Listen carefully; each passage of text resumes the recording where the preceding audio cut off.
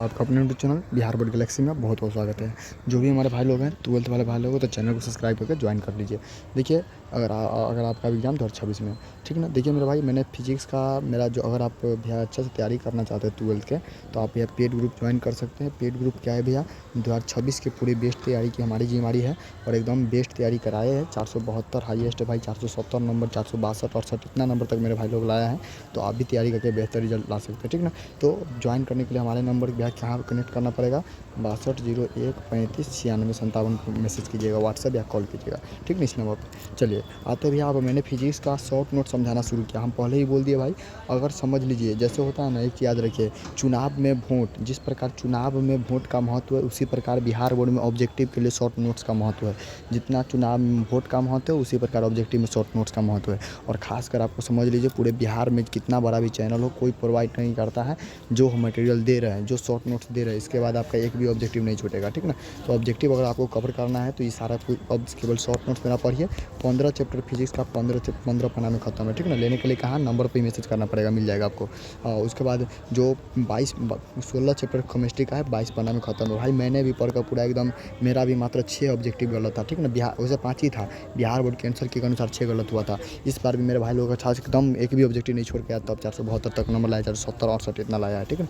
तो आप भी चाहते हैं तो ले सकते हैं, हम नंबर पर कनेक्ट करके। चलिए आते हैं, मैंने जहाँ तक समझा दिया है उसके आगे हम समझाने का प्रयास आपको करते हैं और आगे बताते हैं उसमें, ठीक ना। चलिए, मैंने इस सेकेंड, अगर वीडियो नहीं देखे तो वीडियो का डिस्क्रिप्शन बॉक्स में लिंक डाल देंगे, या जाकर देखिएगा, इसी चैनल पर डाला होगा, प्लेलिस्ट बना होगा फिजिक्स शॉर्ट नोट्स एक्सप्लेनेशन 2026, वहाँ पर मिल जाएगा आपको। आइए देखिए, देखते भैया, इसमें मैंने देखा था कूलॉम्स का लॉ देखा था, ठीक ना, हिंदी इंग्लिश दोनों मीडियम में। कूलॉम्स का लॉ जब देखे थे तो कूलॉम्स के लॉ में जो देखे थे, एफ बराबर देखे थे के Q1 Q2 बटा में आर स्क्वायर देखे थे।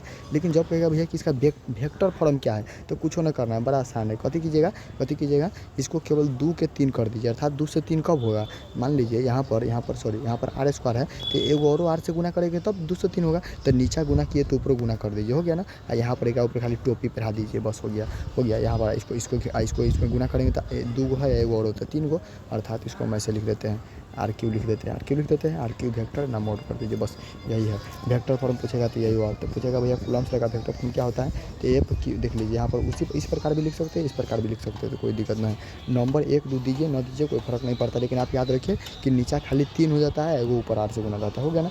चलिए अगला देखिए, यहाँ पर मेरे भाई वही लिखे हुए, यहाँ पर भी लिखे है कि सदिश कूलम्स का सदिश रूप क्या होता है, ठीक ना, वेक्टर का।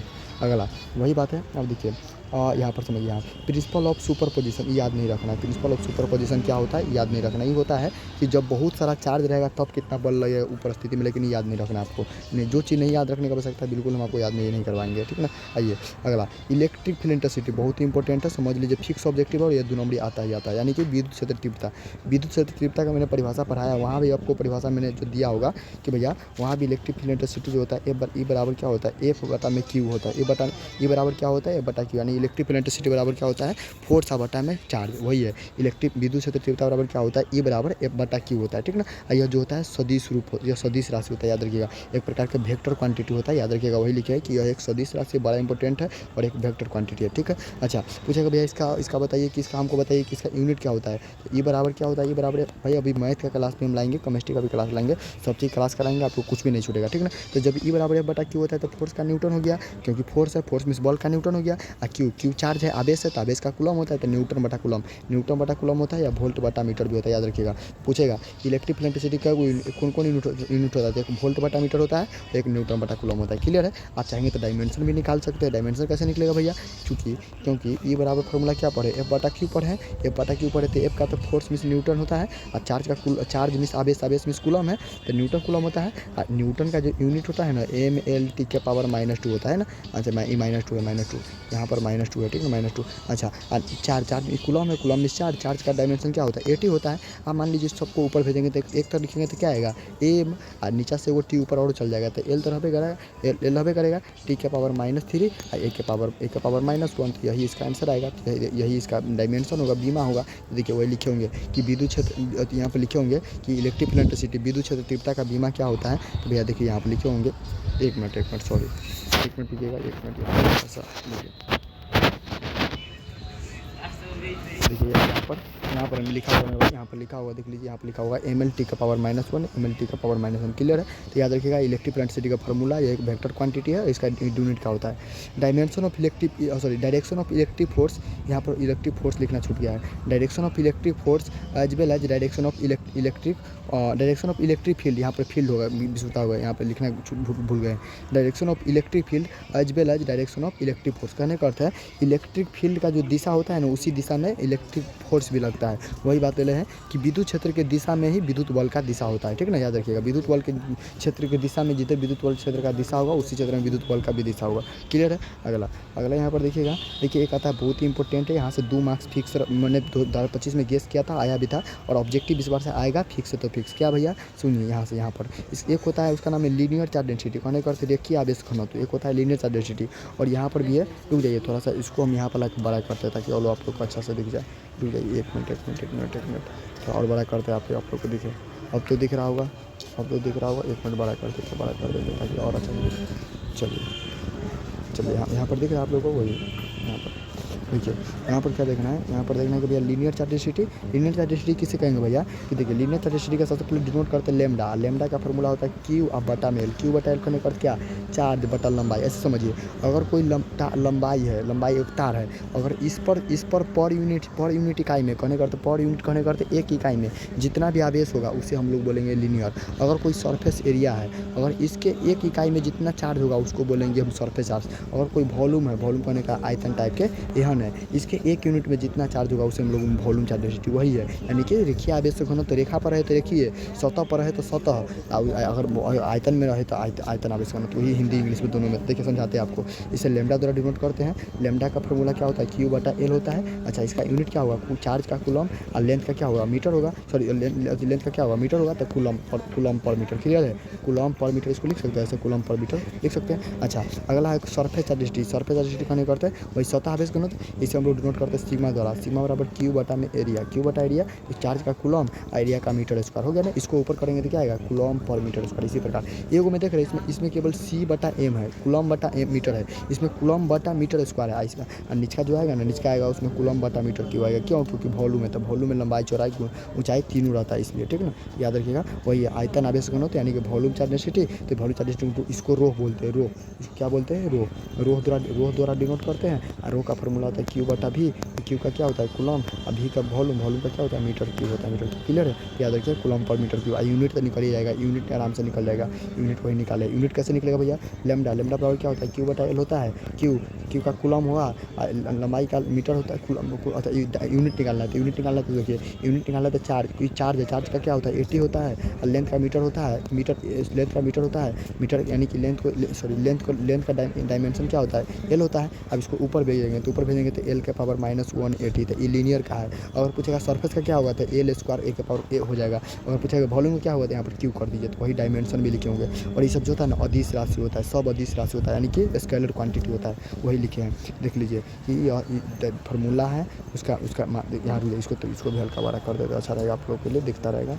यहाँ पर इसको हल्का बड़ा कर दो, यहाँ पर चलिए आगे दिख रहा है आप लोगों को। चलिए तो यहाँ पर आप लोग दिख रहा है भैया कि देखिए लीनियर चार्ज फार्मूला है, यूनिट है, बीमा है। हाँ देखिए लंबाई है, तो लंबाई में तो एक वो डायरेक्शन है कि ना, इसमें एक वो है, तो इसलिए इसे 1D बोलते हैं कि ना, 1 डायमेंशन। एक वो बीमा है तो 1 डायमेंशन, क्योंकि इस केवल एक अक्ष है। अगर कोई सतह बनता है तो इस प्रकार का सतह बनता है, सरफेस बनता है, तो इसमें एक अक्ष भी रहता है, वाई अक्ष भी रहता है, एक अक्ष भी वाई अक्ष, अर्थात इसमें 2 अक्ष है, तो 2 अक्ष यानी कि 2 बीमा है, तो इसलिए 2 डायमेंशन इसे बोलते हैं। और जब कोई वॉल्यूम बनता है तो उसमें लंबाई भी रहता है, चौड़ाई भी रहता है, ऊंचाई भी रहता है, यानी कि X Y Z तीनों रहता है, तो 3 बीमा। वही बात है कि लीनियर चार्ज डेंसिटी जो होता है ना 1D है, 1 डायमेंशन है, 1 बीमीय है, ये 2 बीमीय होता है, 3 बीमीय होता है। सबका बड़ा आसान है, तीनों फार्मूला याद रखिएगा, बड़ा इंपॉर्टेंट है, मिलता जुलता फार्मूला है। वो में Q बटा L, वो में Q बटा एरिया है, वो Q बटा वॉल्यूम, क्लियर है। चलिए आगे बढ़ते हैं, आगे बढ़िए आप आगे, अब आगे बढ़ते हैं। यहाँ पर आते हैं, बड़ा इंपॉर्टेंट है। चलिए बहुत इंपॉर्टेंट सवाल है वहाँ से। चलिए आइए,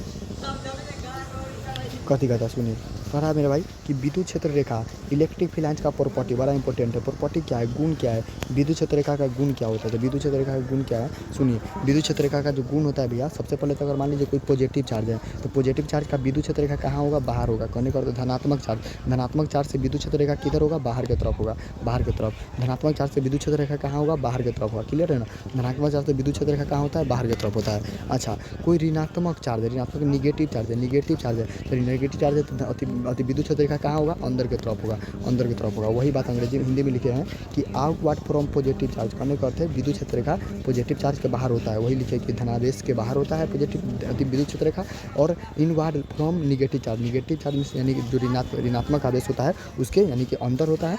और देखिए दो गो विद्युत क्षेत्र रेखा जो होता है ना, दो गो विद्युत क्षेत्र रेखा, एगो ई मान लीजिए इलेक्ट्रिक फील्ड लाइन्स, यानी कि एगो ई इलेक्ट्रिक फील्ड लाइन्स से विद्युत क्षेत्र रेखा है, एगो और इलेक्ट्रिक फील्ड लाइन्स इसको मान लेते हैं। तो कभी भी दो गो इलेक्ट्रिक फील्ड लाइन्स कभी एक दूसरे को क्रॉस कट नहीं करता, ये बात याद रखिएगा। वही लिखे हैं कि do not cross each other, एक दूसरे को कभी कट नहीं करता है। वही हिंदी में भी लिखे कि एक दूसरे को नहीं काटती, एक दूसरे को नहीं काटती। क्लियर है। अगला मान लीजिए अगर ये विद्युत क्षेत्र रेखा है ना, विद्युत क्षेत्र रेखा मान के चलिए, अगर मान के चलिए कि विद्युत क्षेत्र रेखा है तो इसके जो स्पर्श देखिए जैसे मान लीजिए ये वृत्त है ना, ये वृत्त, तो वृत्त के ऊपर सरफेस पर जो रेखा खींचा जाता है ना उसे हम लोग बोलते हैं स्पर्श रेखा। कहीं भी खींच दीजिए, इसका लगाकर कहीं भी आप खींच दीजिएगा ना, और इसके परिधि से लगाकर जो खींचेंगे तो उससे हम बोलते हैं स्पर्श रेखा। तो उसी प्रकार मान लीजिए विद्युत क्षेत्र रेखा है, ठीक ना। तो इसके जो टेंजेंट होगा, टेंजेंट कहने का अर्थ स्पर्श, वो जो होगा ना उसके डायरेक्शन को बताएगा कि किधर विद्युत क्षेत्र रेखा का डायरेक्शन है उसको बताएगा, ठीक ना। याद रखिएगा। तो टेंजेंट जो होता है ना, tangent give electric field direction, वही लिखे हैं कि जो स्पर्श रेखा होता है विद्युत क्षेत्र की दिशा बताता है। क्लियर है, कोई दिक्कत नहीं होगा, याद रखिएगा, बड़ा इंपॉर्टेंट ज़्यादा ना है। अगला कह रहा है कि विद्युत क्षेत्र जो होता है ना वो विद्युत क्षेत्र रेखा जो होता है पॉजिटिव से शुरू होता है, निगेटिव पर अंत होता है। पॉजिटिव से शुरू होता है, निगेटिव पर अंत होता है, याद रखिएगा। पॉजिटिव से शुरू होता है, निगेटिव पर अंत होता है। पॉजिटिव से शुरू होता है, निगेटिव पर अंत होता है। कहाँ से शुरू होता है, पॉजिटिव से शुरू होता है, निगेटिव पर अंत होता है। जबकि डाइपोल इसका उल्टा होता है, डाइपोल निगेटिव से शुरू होता है, पॉजिटिव पर अंत होता है। याद रखिएगा, ये बात को याद रखिएगा, ठीक ना। तो विद्युत क्षेत्र जगह होता है कहाँ से शुरू होता है, पॉजिटिव शुरू होकर निगेटिव की ओर जाता है। क्लियर है। और वही लिखे started from positive charge, start होता है पॉजिटिव से और इंडिंग फ्रॉम निगेटिव चार्ज पर अंत होता है। वही लिखे हैं कि पॉजिटिव से शुरू होते हैं, निगेटिव पर अंत होता है। अगला लाइन लिखे हैं कि electric field lines perpendicular of the conductor. Perpendicular of the conductor यानी कहने का कोई भी चालक है, कहने का तो वही चीज़ जगह में से करंट गुजर रहा है। तो अगर वही चीज़ कोई जगह में से करंट गुजर रहा है, कोई भी कंडक्टर होगा तो उसके जो होगा ना परपेंडिकुलर होगा, उसका 90 डिग्री पर होगा। इलेक्ट्रिक फील्ड लाइन्स विद्युत क्षेत्र रेखा जो होगा उसका 90 डिग्री पर होगा। तो वही लिखे हैं कि विद्युत क्षेत्र रेखा जो होता है ना चालक के लंबवत होता है, यानी कि electric field lines perpendicular of the conductor, बड़ा इंपॉर्टेंट है परपेंडिकुलर ऑफ द कंडक्टर। देखिए मेरे भाई लोग, जो भी हमारे भाई बहन लोग हैं समझिए, ठीक है। हम एक बार में याद करवा देते हैं ऐसे। जैसे पॉजिटिव चार्ज का कहाँ होगा, बाहर। निगेटिव चार्ज का विद्युत क्षेत्र का कहाँ होगा, अंदर। एक दूसरे को कट करेगा नहीं भैया, एक दूसरे को कट नहीं करेगा। टेंजेंट क्या देगा, उसका डायरेक्शन बताएगा। और बताइए कि कहाँ शुरू होगा, पॉजिटिव शुरू होकर निगेटिव पर अंत होगा। और उसके बाद याद रखिएगा कि जो कंडक्टर होता है, चालक होता है, उसके परपेंडिकुलर कहने का अर्थ लंबवत होता है विद्युत क्षेत्र रेखा। इलेक्ट्रिक फील्ड लाइन जो होता है परपेंडिकुलर होता है कि इसके कंडक्टर पे। क्लियर है, याद रखिएगा। चलिए आगे, यहाँ पर बार बार घूम जा रहा है, एक मिनट वेट कीजिएगा यहाँ पर। चलिए नेक्स्ट समझते हैं, अब आगे आते हैं। यहाँ पर देखिए, इसको आज ख़त्म ही करेंगे। अब यहाँ पर समझ के आइए, यहाँ पर समझने का प्रयास करते हैं। देखिए इसको भी समझने का प्रयास करते हैं, यहाँ पर इसको समझते हैं। चलिए देखिए अगला जो पढ़ना है उसका नाम है इलेक्ट्रिक डाइपोल। उसका अगला जो पढ़ना है उसका नाम है इलेक्ट्रिक डाइपोल। इलेक्ट्रिक डाइपोल क्या होता है, विद्युत द्विध्रुव क्या होता है। विद्युत द्विध्रुव कहने का अर्थ समझिए, ऐसे समझिए। विद्युत द्विध्रुव कहने का अर्थ है द्वि मीन्स दो ध्रुव, यानी कि जब दो गो चार्ज कुछ दूरी पर रखल है ना, तो ओकरा हम लोग कहते हैं, क्या कहते हैं, विद्युत द्विध्रुव या इलेक्ट्रिक डाइपोल। ऐसे समझिए, जैसे कि ऐसे समझिए आपके जो पड़ोसी का घर, जैसे मान लीजिए ये आपका घर है, ठीक ना। आपके अगल बगल के जो पड़ोसी के घर होगा ना, ओकरा घर के बीच में डिस्टेंस होगा कि ना। अब पड़ोसी जो होता है ना, तो कोई पड़ोसी से आपका बड़ा एंटी भी चलता रहता है। मेरा एंटी होता है कि ना, कभी होता है पड़ोसी से थोड़ा उतना नहीं पड़ता रहता है, तो ये कभी कोई पड़ोसी से एंटी भी चलता रहता है। तो वही जो है वही बात है, ये इसके साथ भी वही है। ये आप है बीच में आप है, तो आपको कहेंगे डाइपोल सेंटर। डाइपोल सेंटर कहने का अर्थ है द्विध्रुव केंद्र। आप केंद्र में है, बीच में है। आपके जो पड़ोसी सब है ना, तो हो सकता है कि कोई पॉजिटिव हो, कोई निगेटिव हो, कोई यानी कोई एक झगड़ा करने वाला आपसे होगा, कोई आपके सपोर्ट वाला भी होगा, ठीक है ना। तो वही बात होता है, ऐसे समझिए। आपके पड़ोसी के घर के, अगर आपके 2 पड़ोसी के घर के जो बीच के डिस्टेंस होगा ना, उसको हम लोग 12 लिखते हैं, 12 लिखते हैं, ठीक है ना। 12 उसको डिनोट करते हैं 12 से।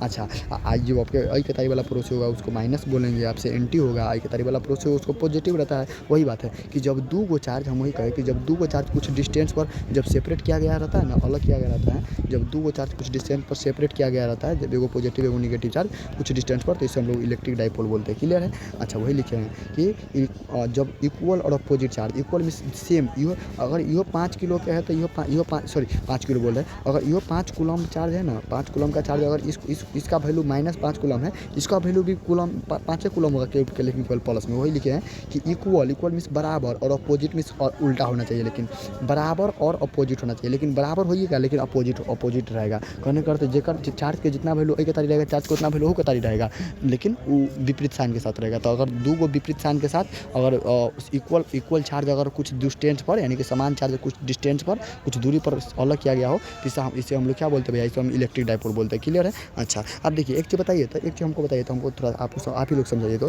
जैसे कि मान लीजिए एक मेरे भाई ये माइनस क्यू है, ठीक ना, ये प्लस क्यू है, यहाँ तक तो हो गया भैया। हाँ ठीक है भैया। अच्छा, इसके बीच के डिस्टेंस को 12 बोलते हैं, बीच में जो रहता है उसको डाइपोल सेंटर बोलते हैं, द्विध्रुव केंद्र बोलते हैं। द्विध्रुव केंद्र करने करता है आपका घर है, ये दोनों आपका पड़ोसी है, ठीक ना।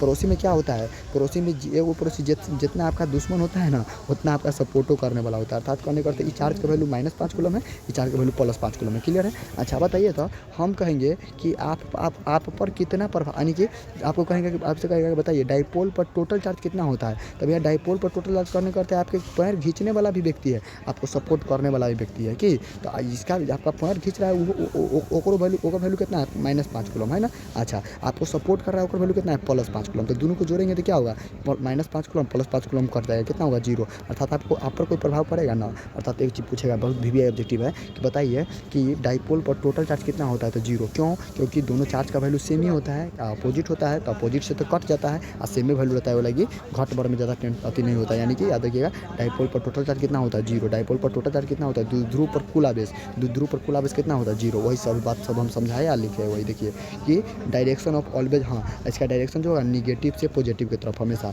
याद रखिएगा, निगेटिव से पॉजिटिव की तरफ। कहने का अर्थ डाइपोल का डायरेक्शन होता है निगेटिव से पॉजिटिव। अभी जस्ट पढ़े हैं इलेक्ट्रिक फील्ड लाइन से विद्युत क्षेत्र रेखा का जो डायरेक्शन होता है पॉजिटिव से निगेटिव की तरफ होता है। क्लियर है। वही लिखे, डायरेक्शन निगेटिव से पॉजिटिव होता है। एक मिनट रुकिएगा, एक मिनट रुकिएगा,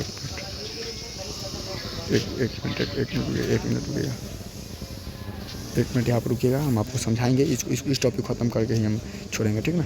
हम समझाते हैं।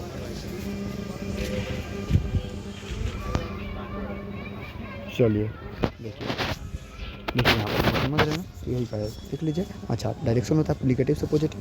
12 is known as dipole length. जो 12 डिस्टेंस था दोनों के बीच के, इस दोनों के बीच का जो डिस्टेंस उससे डाइपोल लेंथ बोलते हैं, द्विध्रुव लंबाई बोलते हैं। क्लियर है।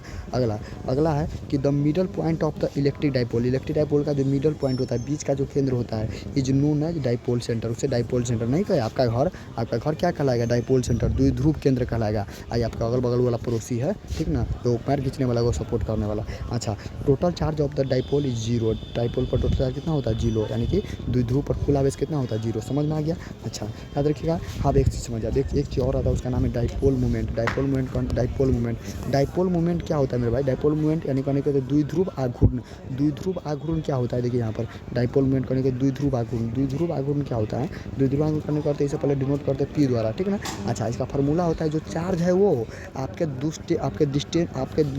जो डिस्टेंस था, तो कहने करते -Q आई +Q है ना, +Q। अच्छा, इसके दोनों के बीच के 12 लेंथ है, तो एक यानी कि कोई भी वो चार्ज ले लीजिए, वो चार्ज और उसके बीच के जो दूरी है उसका गुणनफल जो होगा ना, उसे हम लोग क्या बोलेंगे, उसे हम लोग बोलेंगे भैया डाइपोल मोमेंट बोलेंगे। तो इसे P द्वारा सूचित करते हैं। P का फार्मूला Q × 12 होता है। बड़ा इंपॉर्टेंट फार्मूला, बड़ा वीवीआई फार्मूला है, समझ गए। तो पूछेगा डाइपोल मोमेंट का किसको डिनोट करते हैं, तो P से, यानी कि द्विध्रुव आघूर्ण को किससे डिनोट करते हैं, तो P से। इसका फार्मूला आता है P = Q × 12। इसका यूनिट क्या होगा, तो चार्ज का क्या होता है, चार्ज का कूलम होता है, और इस 12 तो लेंथ है, लंबाई है ना, तो लंबाई का मीटर होता है, कूलम मीटर। बड़ा इंपॉर्टेंट है। सीएम याद रख लीजिएगा, सीएम नहीं याद रखिएगा, सीएम में वो होता है सेंटीमीटर भी होता है, तो यहाँ पर सेंटीमीटर नहीं होगा, यहाँ पर कूलम मीटर हो गया। तो पूछेगा डाइपोल मोमेंट का फॉर्मूला क्या होता है, कूलम P बराबर Q/12, यूनिट क्या होता है कूलम मीटर। डायमेंशन कहेगा तो डायमेंशन भी निकल जाएगा कैसे, डायमेंशन मीटर का एल, कूलम का एटी, तो एल कहेंगे तो लात, एल कहने का अर्थ है लात याद रख लीजिएगा, लात याद रख लीजिएगा, लात। क्लियर है। अगला एक चीज़ और याद रखिएगा कि यह भी वेक्टर क्वांटिटी होता है, यह भी सदिश राशि होता है। क्लियर है। यह भी वेक्टर क्वांटिटी होता है, यह भी सदिश राशि होता है।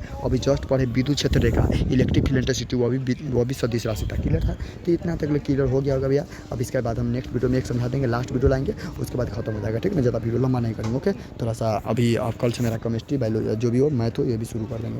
ओके, फिर मिलेगा अगले वीडियो में। सभी को जय हिंद, वंदे मातरम। प्लीज़ ज़्यादा से ज़्यादा आपके फ्रेंड के पास शेयर कीजिएगा, और प्लीज़ जिसको भाई पेड ग्रुप में जुड़ाना है एकदम भाई मेरा जिम्मेदारी है। और प्लीज़ एक छोटा सा कमेंट कीजिएगा, बताइएगा समझ में आया कि नहीं, कितना समझ में आया, कहाँ तक नहीं आया, जरूर बताइएगा। ठीक है ना, please comment. Okay, thank you all of you, सभी भाई को।